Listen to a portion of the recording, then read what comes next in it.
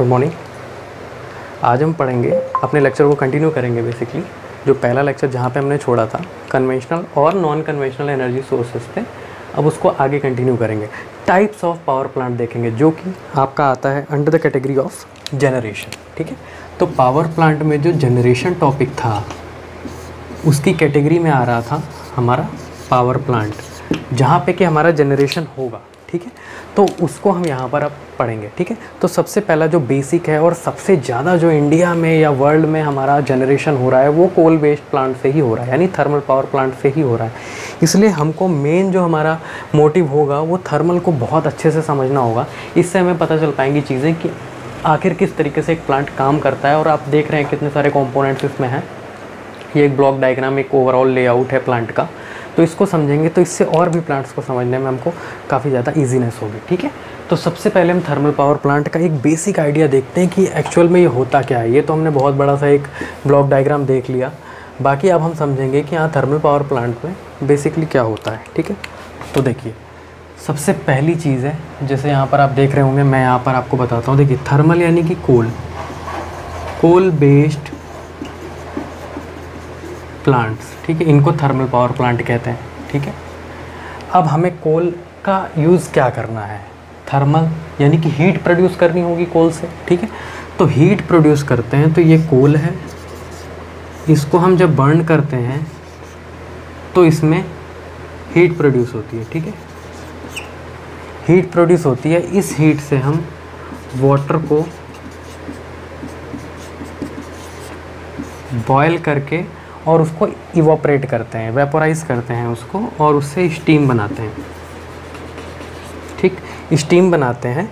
अब इस स्टीम को हम अभी आगे पढ़ेंगे हम टरबाइंस पर कुछ नहीं होता, बेसिकली आपकी ब्लेड्स का कुछ अरेंजमेंट होता है, आगे पीछे भी हो सकती हैं, कई सारी होती हैं, तो मैंने कम दिखाई हैं, बट बहुत सारी नंबर ऑफ़ ब्लेड्स होती हैं यहाँ पर। तो उस पर जब ये स्टीम गिरती है तो ये रोटेट होता है एक पर्टिकुलर डायरेक्शन में, एक पर्टिकुलर स्पीड पे ये रोटेट होगा। इसके साथ हम जोड़ करके रखते हैं या कपल करके रखते हैं हमारे जनरेटर को।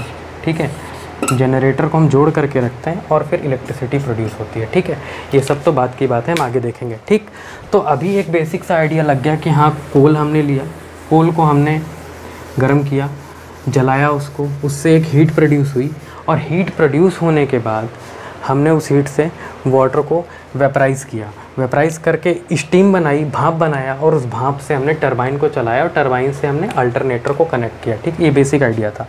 अब देखिए सबसे पहली चीज़ होती है कहाँ पे ये काम होगा, तो उसको कहते हैं बॉयलर। बॉयलर, कोई बर्तन तो चाहिए ना आपको क्या करने के लिए, स्टीम प्रोड्यूस करने के लिए। ठीक है, तो बॉयलर,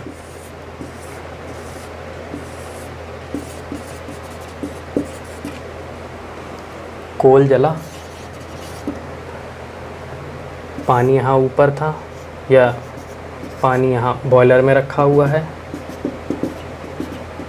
ठीक, कोल जला, पानी को इसने बॉयल किया, यहाँ से स्टीम आपकी निकली, स्टीम आपकी टरबाइन पर जा कर के लगी। ये बेसिक आइडिया है। अब हमें जलाने के लिए किसी चीज़ को देखिए अब क्या क्या रिक्वायरमेंट है, उसके बेसिस पर हम आगे पढ़ेंगे। तो सबसे पहली चीज़ तो हमें कोल चाहिए, यानी कि बॉयलर में आपका कोल इनलेट होगा, इनपुट कोल होगा। दूसरी चीज़ वाटर चाहिए। ठीक है, तो वाटर भी आपका बॉयलर में इनपुट होगा। ठीक, तीसरी चीज़ किसकी प्रेजेंस में जलती हैं ये सारी चीज़ें? ऑक्सीजन की, यानी कि एयर की, तो हमें एयर भी देनी पड़ेगी। ठीक, एयर का दो काम होता है, मॉइस्चर को भी ख़त्म करने का काम करेगा ताकि चीज़ें अच्छे से जल पाएँ जिसको भी हम जलाने का ट्राई कर रहे हैं, या उसकी प्रेजेंस में ही हमारी अच्छे से कंबशन होता है। ठीक है, तो ये बेसिक आइडिया हो गया हमारा कोल बेस्ड प्लांट का। अब इसी के बारे में हम डिटेल्ड एनालिसिस करते हैं, डिटेल्ड इसके बारे में हम पढ़ते हैं, तो इससे हमको पूरा क्लियर हो जाएगा कि हमारा आखिर थर्मल बेस्ड प्लांट या coal based plant, thermal power plant कैसे काम करता है, क्या चीज़ें होती हैं। जैसा कि हमने बॉयलर के बारे में देखा था, ये बॉयलर कवर हो गया। ठीक, बॉयलर में मैंने बोला था तीन चीज़ें आएंगी। पहला कोल, ये रहा कोल, यहाँ से हमारा कोल माइन से कोल आया। कोल स्टोरेज प्लांट्स होते हैं जहाँ पर स्टोर किया जाता है। किसी भी पावर प्लांट में एक सर्टेन एरिया, एक पर्टिकुलर एरिया आपको चाहिए जहाँ पर कोल आप रख सको। अपने रिक्वायरमेंट के हिसाब से आप उसको यूज़ कर सको, ठीक है। तो कोल आया, कोल स्टोरेज प्लांट में रखा गया। अब CHP का मतलब कोल हैंडलिंग प्लांट, ठीक है। कोल को हैंडल करता है ये प्लांट। उसमें कई सारी चीज़ें होती हैं आपकी। कोल आपका बहुत बड़े बड़े फॉर्म में आता है, उसको छोटे छोटे टुकड़ों में बदलना। अभी ये छोटे टुकड़े भी जलाए नहीं जा सकते हैं, या जलाए जा सकते हैं तो उतनी अच्छी हीट आपको या उतना ज़्यादा अच्छे से ये नहीं जलेंगे। तो इनको पाउडर्ड फॉर्म में बदलने से ले करके बॉयलर तक पहुंचाने का सारा काम, इंक्लूडिंग कन्वेयर्स जिनके थ्रू कि ये कोयला आपका ट्रांसपोर्ट होता है, वो सब कुछ CHP देखता है। अभी उतना डिटेल में नहीं पढ़ना है, बस इतना जान लीजिए CHP का काम क्या होता है, कोल हैंडलिंग प्लांट का काम क्या होता है, कोल का मैनेजमेंट को देखना, ठीक है। बॉयलर में आ गया, ये साइकिल कंप्लीट हो गई हमारी, छोड़ते हैं। अब हम वाटर की साइकिल देखते हैं, क्योंकि वाटर भी तो हमारा सोर्स है। तो वाटर हमने यहाँ पे रेड से बना रखा है, ठीक है। ये वाटर सोर्स है। सपोज़ कर लीजिए कोई भी नदी है, गंगा, यमुना, जो भी नदी है, ठीक है, ये आपकी नदी है, ठीक है। या आपने नदी से डायरेक्टली ना लेकर के एक रिजर्वायर बना दिया, एक बड़ा सा टैंक बना दिया। हम तो छोटा ही सा बोलेंगे क्योंकि नदी के कंपैरिजन में ये टैंक छोटा होगा। तो एक टैंक नुमा बना दिया आपने, एक बड़ा सा रिजर्वायर या एक पॉन्ड बना दिया आपने, और पानी यहाँ से आपने पंप के थ्रू इसमें डाला, ठीक है, यहाँ पे स्टोर किया आपने। तो बेसिकली वाटर सोर्स वो हो गया, या आपका रिवर हो गई, या पॉन्ड हो गया, कुछ भी हो गया, तो ये वाटर सोर्स है। इसके जस्ट ऊपर यहाँ पे हमने दे रखा है वाटर ट्रीटमेंट प्लांट, ठीक है।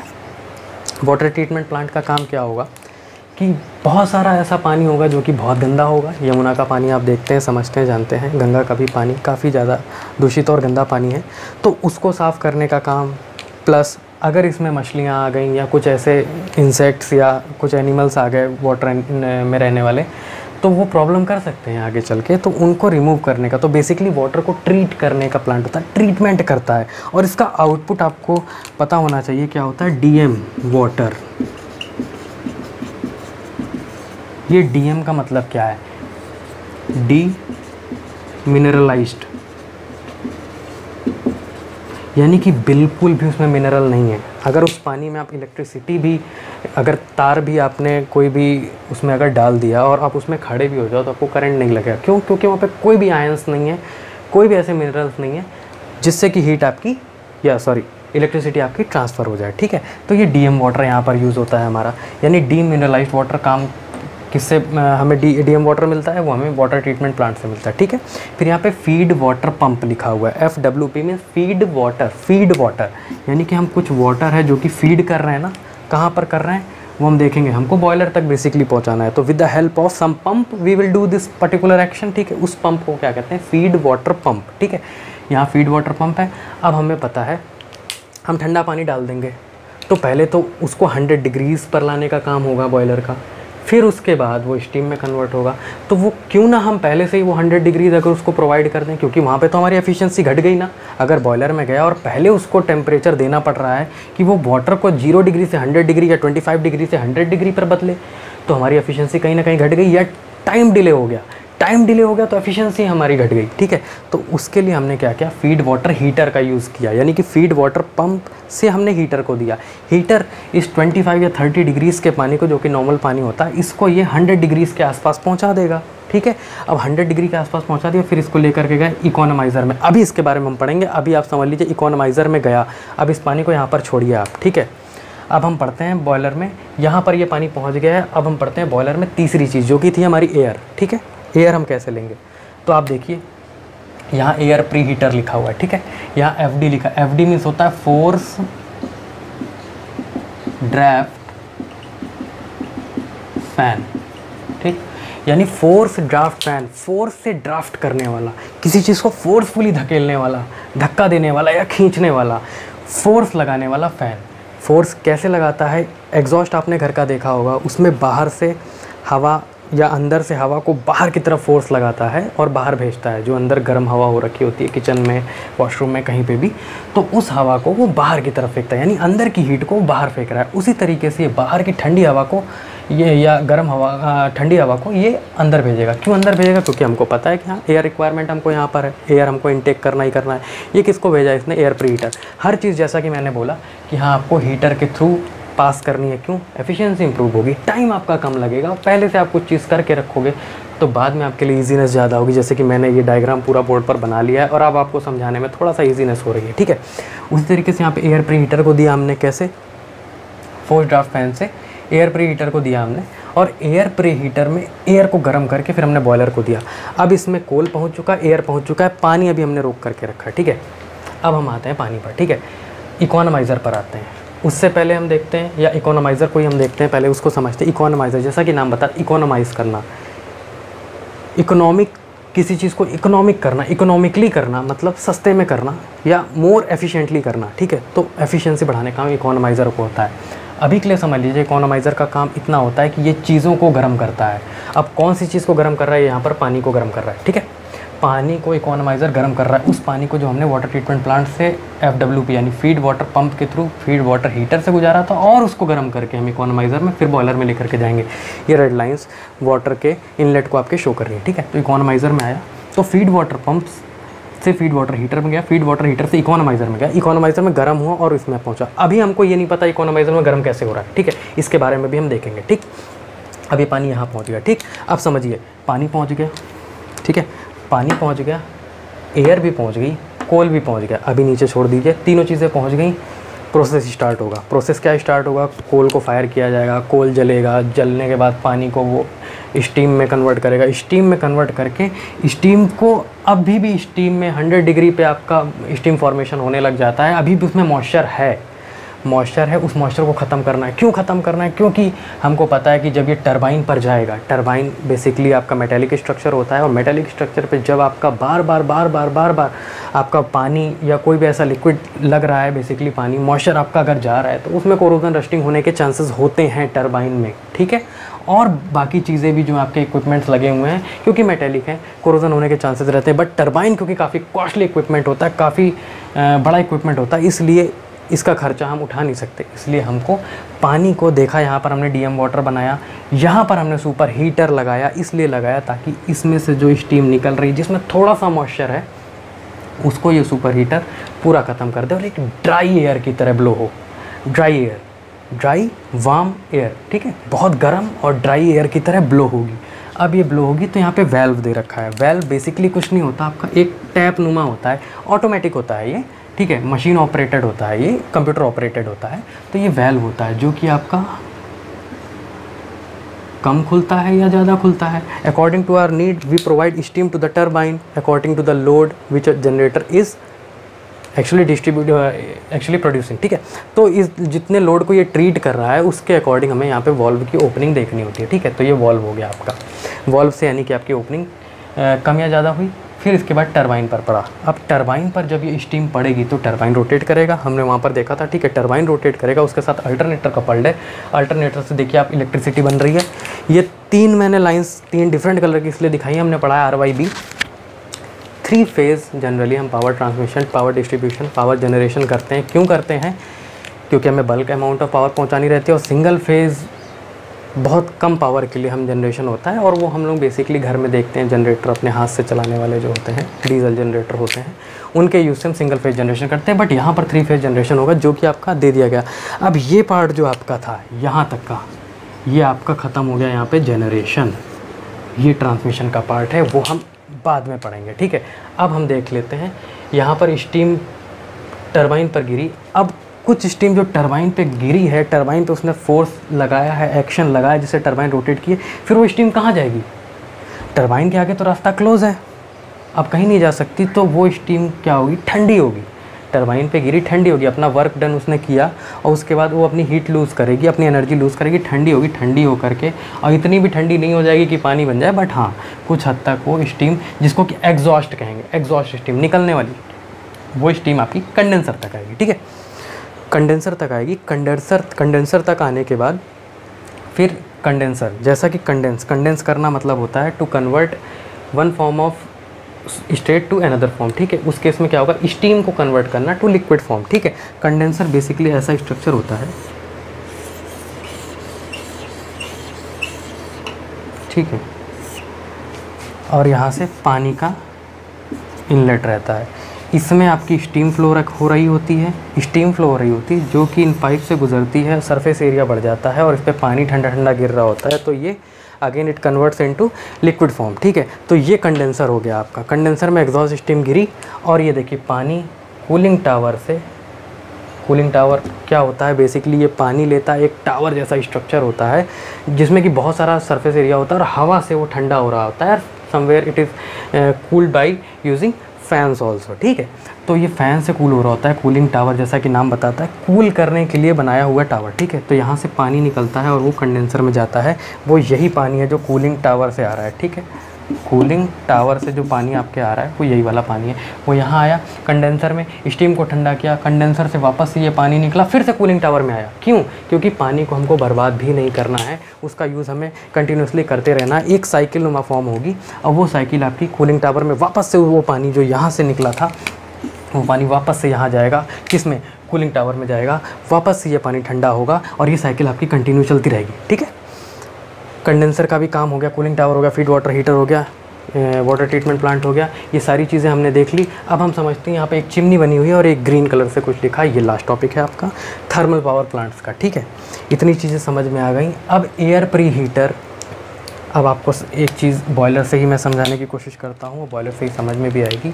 जब बॉयलर में आपने पानी को हीट किया, कोल को जलाया और उसके बाद आपने स्टीम प्रोड्यूस की, तो जो ये कोल है, जो आपका कोल है, इसमें आपको पता है कार्बन कंटेंट तो होगा ही, कोल में कार्बन कंटेंट तो होगा ही, प्लस इम्प्योरिटीज़ भी होती हैं, जैसे कि सल्फ़र हो गया, जैसे कि नाइट्रोजन हो गया। फ्री फॉर्म में नहीं होती हैं, सॉल्ट्स के फॉर्म में होती हैं, SOX NOx, ठीक, SO2 SO3 NO2 NO3 types आपका सॉक्स और नॉक्स कहते हैं इसको। बेसिकली जब हम कोल गर्म करते हैं तो जो सल्फ़र और नाइट्रोजन प्रेजेंट है ऑक्सीजन के साथ रिएक्ट करके NO2 या SO2 का फॉर्म करता है, उसी को सॉक्स और नॉक्स गैसेस कहते हैं। तो कहीं अगर आप सुनेंगे सॉक्स या नॉक्स तो आप समझ आएगा SO2 NO2 या सल्फ़र की ऑक्साइड्स और नाइट्रोजन के ऑक्साइड्स के बारे में बात हो रही है। और इन्हीं गैसेस को SO2 NO2 या सॉक्स और नॉक्स को ही हम कहते हैं फ्लू गैसेस। नाम सुना होगा, नहीं सुना है तो पूछा जाता है, फ्लू गैसेस पता होना चाहिए, फ्लू गैसेस। अब फ्लू गैसेस क्यों बोला गया इनको? क्योंकि ये आपके बाई प्रोडक्ट, कोल बर्निंग से आपके बाई प्रोडक्ट में ये प्रोड्यूस हो रही हैं। इनका काम क्या होगा? क्योंकि ये कोल बर्निंग से प्रोड्यूस हो रही हैं तो ऑब्वियस सी बात है इसमें हीट भी होगी, आपकी हीट होगी, ये गर्म होंगी। तो इस गर्म या इस हीट का हम यूज़ कर सकते हैं कहाँ पे? हीटर्स में कर सकते हैं हम, क्योंकि हमने देखा था हर चीज़ को हम गर्म करके डाल रहे थे बॉयलर में, तो इनका काम हम कहाँ करेंगे? हीटर्स में करेंगे। तो अब यही फ्लू गैसेस जो यहाँ आपके बॉयलर से निकली हैं, इन्हीं फ्लू गैसेस को हम फीड वाटर हीटर में भी दे सकते हैं पानी गर्म करने के लिए। फिर हम यही चीज़ आपकी इकोनोमाइज़र में भी देंगे, ठीक है। यही चीज़ सुपर हीटर में भी गई, आपकी सुपर हीटर में गई, गर्म हुई और फ्लू गैसेस आपने इकोनोमाइज़र को दी, और इकोनोमाइज़र में आपका जो पानी गर्म हो रहा था, अब पता चला किस वजह से गर्म हो रहा था, फ्लू गैसेस की वजह से गर्म हो रहा था। अब ये फ्लू गैसेस क्योंकि यहाँ पर थोड़ी यूटिलाइज हुई, अब और देंगे, जितने भी हीटर्स है सब में फ्लू गैसेस दे दो। एयर प्री हीटर में आपकी फ्लू गैसेस गई, यहाँ पर आपका एयर को हीट करने का काम किया फ्लू गैस ने। अब फ्लू गैस को फाइनली निकलना है, अलविदा कहना होगा, जाना होगा, ठीक है। तो कहाँ जाएंगी? स्पेस में हम छोड़ सकते हैं, बिल्कुल छोड़ेंगे, पर अब यहाँ से गैस निकली और यहाँ जाएगी, यहाँ ID लिखा होगा। जैसे यहाँ पर फोर्स ड्राफ्ट फ़ैन था, उसी तरीके से ID यानी induced draft fan, induced draft. कोई भी पंखा आपने अपने सामने रखा हुआ है, उस पर आप हवा ब्लो कर रहे हो, बिना कुछ चल नहीं रहा है, वो किसी पॉइंट से आपके कनेक्टेड नहीं है और आप उसमें हवा ब्लो कर रहे हो, ठीक है। हवा ब्लो कर रहे हो, at the same time it will also start to move, वो रोटेट करने लग जाएगा without any electricity, without any input power, ठीक है। वो रोटेट करने लग जाएगा, यानी इंड्यूस हो गया। आपने यहाँ पे इलेक्ट्रिसिटी दी, ये पंखा घूम रहा था, आप अब दूसरा वाला पंखा भी घूमने लगा इस पंखे से निकली हुई हवा से, यानी कि इंडक्शन हुआ। इंडक्शन यानी बिना कोई कांटेक्ट के, बिना कुछ आपने इनपुट दिए, आपने इंड्यूस करा ली, ठीक है, मोशन को इंड्यूस करा लिया, तो इंड्यूस्ड ड्राफ्ट फैन होता है। तो यहाँ पर जब फ्लू गैस प्रेशर से निकलती है तो इंड्यूस्ड ड्राफ्ट फैन में जाती है और चिमनी के थ्रू आउटपुट चली जाती है। यहाँ पर एक और चीज़ लगी रहती है, उसको कहते हैं हम ESP, इलेक्ट्रोस्टैटिक प्रेसिपिटेटर, ठीक है। इलेक्ट्रोस्टैटिक प्रेसिपिटेटर, प्रेसिपिटेट करने का काम करता है। क्या चीज़? कुछ और भी फ्लू गैसेस के साथ चीज़ें होंगी जिनको कि यहाँ पर वो चार्ज प्लेट्स के थ्रू बचा करके रखेगा। अब चार्ज प्लेट्स कुछ नहीं, ये एक तरीके से ट्रांसफार्मर का इंटरकनेक्शंस होते हैं, कई सारे ट्रांसफार्मर होते हैं जो कि एज अ चार्ज प्लेट काम कर रहे होते हैं, पॉजिटिव नेगेटिव, ठीक है। तो ऐसे काम कर रहे होते हैं और यहीं पर जो भी एडिशनल चीज़ें हैं वो जा कर के यहाँ पे स्टिक हो जाती हैं और फ्लू गैसेस आपकी निकल जाती हैं, ठीक है। तो फ्लू गैसेस बाद में चिमनी के थ्रू आपके आउटपुट हो जाती हैं। अब बचता है ये लास्ट ग्रीन वाला पार्ट जो कि है बॉयलर में जब कोयला जलेगा। फ्लू गैसेस तो आपने देख ली, कोयला जलता है तो राख भी बनती है, ऐश जिसको कहते हैं ASH, ठीक है। ऐश भी बनती है बॉयलर में। अब ऐश जब बनी तो ऐश का हमको पता है कि हमने देखा होगा राख कहीं पे बोला जाता है कि यहाँ पे फिलिंग करानी है राख से करा दो, या कभी ऊपर घर बन रहे होते हैं वहाँ पे फिलिंग करानी होती है कभी, तो राख से करा दो। क्यों? Because it is a light weight compound as compare to the soil, ठीक है। मतलब मिट्टी से लाइट वेट होता है, हल्की होती है ऐश, राख। तो इसलिए इसका यूज़ कहाँ, सीमेंट बनाने में भी होता है, ब्रिक्स बनाने में, ईंट बनाने में भी होता है, और एयरप्लेन्स वगैरह होते हैं उनके सेरेमिक्स बनाने में, बहुत सारी चीज़ों में यूज़ होता है। क्यों? क्योंकि ये ऑलरेडी कितना टेम्परेचर झेल करके आया है, यानी कि ये आपका हाई बियरिंग कैपेसिटी वाला आपका सेरेमिक भी बन सकता है, काफ़ी ज़्यादा टेम्परेचर को बियर कर सकता है, ठीक है। तो ऐश कहाँ से निकली? बॉयलर से निकली, ऐश हैंडलिंग प्लांट में गई। ऐश हैंडलिंग प्लांट से, जैसा कि यहाँ पे कोल हैंडलिंग प्लांट था उसी तरीके से ऐश हैंडल, अब वो क्या करेगा, ऐश आपका पाउडर्ड फॉर्म में आई तो डायरेक्टली पाउडर फॉर्म में भी वो लेकर के जा सकता है, और आपका पानी के साथ मिला करके उसको कहते हैं स्लरी, ठीक है। स्लरी कहते हैं उसको, कहीं वर्ड आ जाएगा तो आपको समझ में आ जाएगा, SLURRY। Slurry means the ash which is mixed with the water. तो वाटर के साथ जब वो पानी के साथ मिक्स कर दिया जाएगा राख को, तो वो लिक्विड फॉर्म में बदल जाएगा।